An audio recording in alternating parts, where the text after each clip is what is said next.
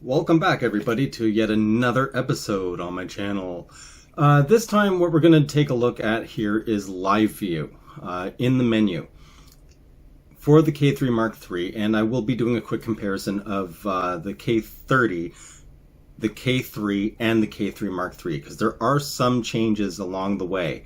For example, with the K3 Mark III, there are certain options you can't change unless you're actually in the live view shooting mode, which is completely different from the earlier generations of Pentax cameras in regards to setting live view options such as autofocus and focus peaking and things of that nature within the menu system itself. With the older generation Pentax cameras, you could go in and just change whatever settings you wanted, and then they were set when you went into live view. But this time there are grayed out options if you're not already in the live view shooting mode, so you cannot change those options unless you change your shooting mode. So we're going to take a look at all that stuff, and yeah, all right, let's just get right down to it.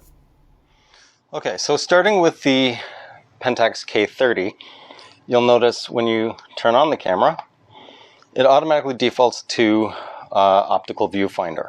So you then have to keep pressing live view in order to get into live view mode. And there's my faithful model, Frida Frog. And right now it's in face detect, which, I mean, it's picking up the center. That's fine. Now, to change the menu items, you need to go into the menu, you go into live view, and here's your autofocus settings. So you have face detect, tracking, select, and spot. So face detect, I got Frida Frog here, and every time you exit, it's always going to go back to optical viewfinder view, so you have to turn live view back on again. Oh, my faithful model here, Frida Frog, and you'll notice every time it focuses, it's always doing that hunt,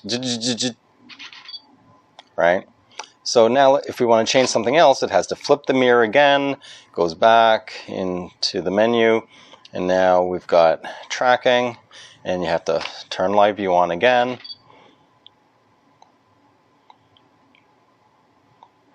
So I mean, it's pretty good.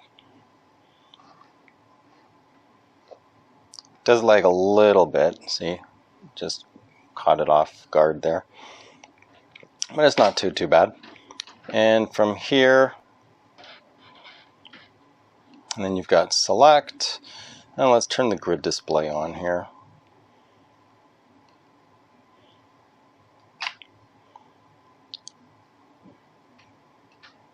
So now you've got your grid. You can move the grid around. Press the green button at the top to recenter it, and it just stays locked. And from here, you've got your spot. And that's pretty much it. I mean, there isn't really a whole lot to go into in regards to this camera. Just go to continuous focus, and continuous focus doesn't make a difference, even if it's in tracking. So let's quickly go back to tracking.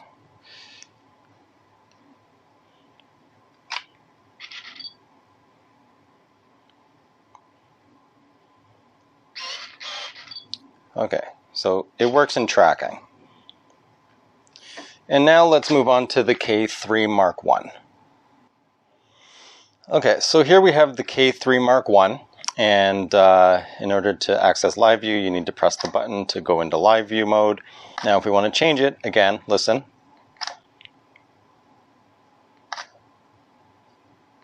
It has to keep flipping the mirror up and down in order for you to go into the menu. So okay, right now actually it's in face detect, and as you can see, it does throw more autofocus points onto the face compared to the K30. Now let's go into tracking. You can also notice as well the focus is quicker. It does still do that hunt thing, but it is quicker than it was on the K30. And full auto.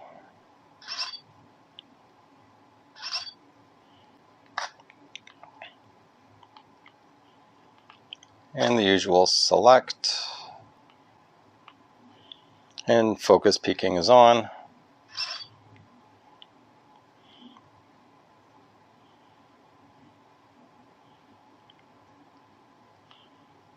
And you can just move the focus points around. Again, green button to recenter. And spot. And even in AFC, actually you don't have a choice with this. So in tracking, let's see what happens here. Yep, so it'll continuously focus until it locks, and then once it's locked, it will no longer focus. So it's not continuous autofocus, it just does horizontal tracking and vertical tracking. And you can see it's already way off, right? And when you let go of the shutter button, it doesn't actually recenter the spot for the tracking. All right, so the other options you have in live view is focus peaking, grid display, histogram, highlight alert, and composition adjustment. Now from here, let's move on to the K3 Mark III. Before we get into the K3 Mark III's live view options and quick autofocusing back and forth, I just want to take a moment to thank the sponsor of this video, DigiArty Software. So DigiArty Software are the creators of VideoProc, which is a video processing, well, first and foremost, it's a video processing software, and it is actually very simple, very intuitive, easy to use, and has a ton of capability. For one, it has a built-in screen capture capability that supports green screening, webcam. It has a video downloader, so if you've ever lost footage and you know it's on your YouTube channel or Facebook or Instagram, you can actually re-extract that, download that video from the URL, and then you can actually just save a copy of the actual video locally on your hard drive or on your phone, and you can reuse that footage. It also has a DVD conversion system, and you can back up your DVDs as well. And what we're going to look at here is the video processing capability. It does a lot. So with the video processor, you can choose different formats and different codecs. You can mix and match. You can upscale a video, downscale a video, and it has minimal quality loss. For example, I've already done one, but I'll just quickly show you how you can throw a video in here. You can just open the video, drag and drop, let go, and there it is. So here you have the original properties for the video, so 3840 by 2160 4K, and I converted it into 1920 by 1080. And then once you're finished setting all that up, you just hit run. And if you want to see all the different formats, you can just hit this target format, and you've got this whole long list of all these various formats, and each one of them is customizable. So basically, since I've already done that, I will just show you the original video here that I have selected is 1.23 gigs in size. So after the conversion,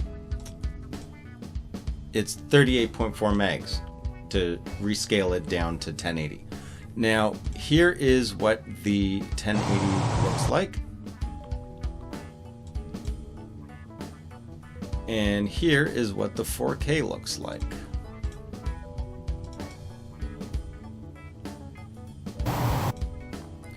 So, as I said, it's absolute minimal quality loss. There really is not, I can't see a whole lot of differentiation between the two.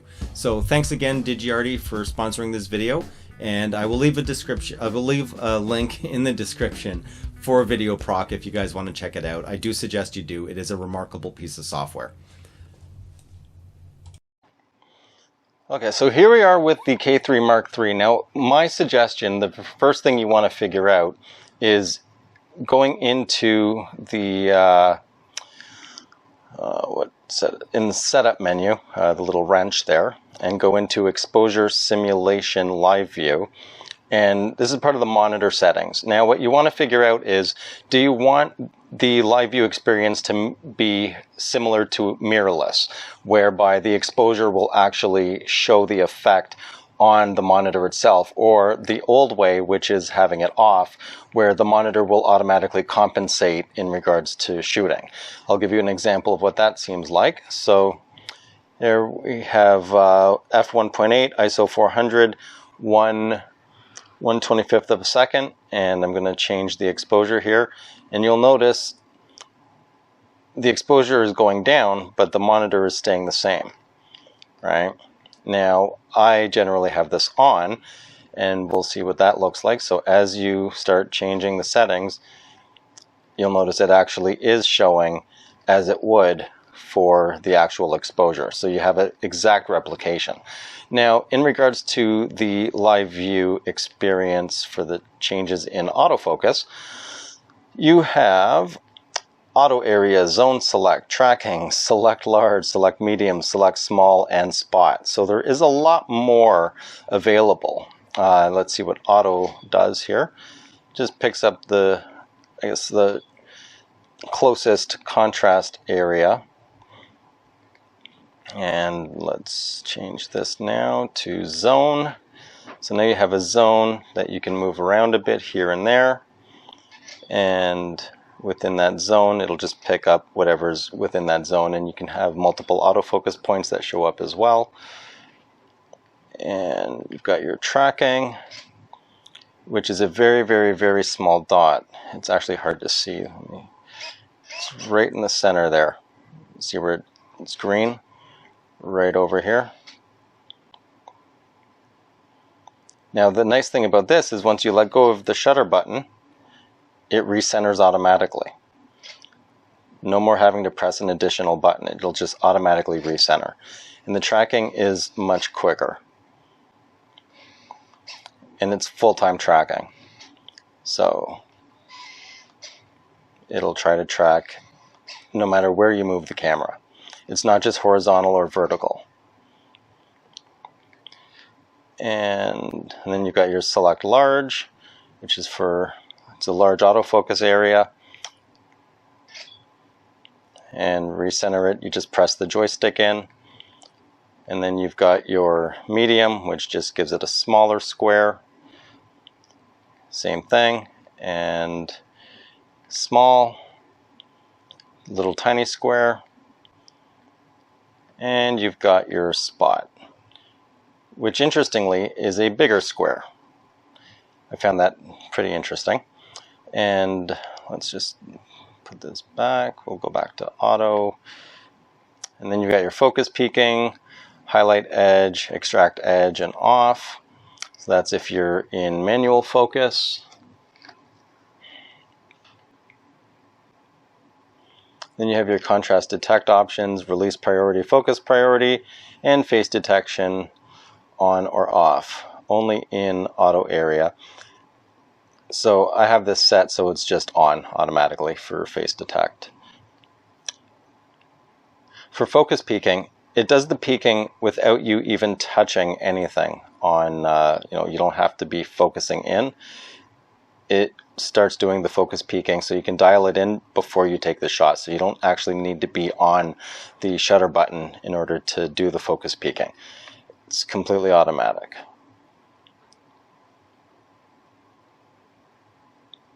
But I find the extract edge it's not as sharp as it used to be, which I find interesting. The extract edge does come in handy to a certain extent.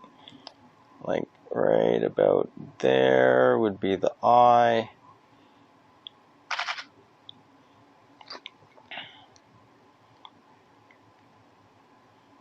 And there you go. And that's pretty much it for the live view experience settings on the K3 Mark III. So there are differences between the various generations and price bracket of each one of these cameras. However, the K3 Mark III did make some incredible advances in the Pentax world in regards to the live view shooting experience and menu options that are available to change different parameters. They are a bit scattered within the menu, so you may have to do a little bit of deep diving. However, the live view it's remarkably quick compared to the older generation of Pentax cameras. It does have some great options available to it, and I hope this video helps you out. If you like the video, leave a like. If you haven't already, please do subscribe, helps me out. If you have any questions or comments, leave them down below. If you'd like to support the channel, I leave that information down below as well. And that's pretty much it for me. Time to go.